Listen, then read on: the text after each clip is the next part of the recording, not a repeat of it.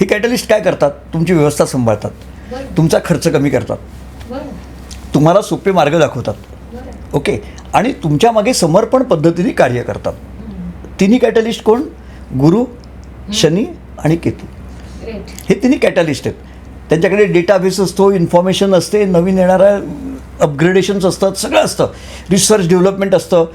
तुम्ही एक कधी पाहिलं आहे का की एखाद्या वैज्ञानिकांनी खूप मोठा उद्योग व्यवसाय चालू केला, असं पाहिलं आहे का कधी? नाही. येस, तेच तुम्हाला मी सांगत होतो. शनी, ज्याला आपण रिसर्चचा मुख्य कारक मानतो, तो व्यवसाय करूच शकत नाही. आणि त्यांनी व्यवसाय केला तर त्याच्या इतकं मोठं आव्हान बाकी कुणाला येणार नाही, कारण त्याला काम करून घेणं कठीण असतं.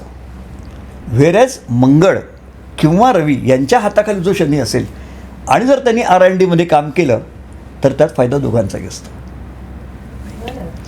हा कॅटलिस्ट प्रकार आहे.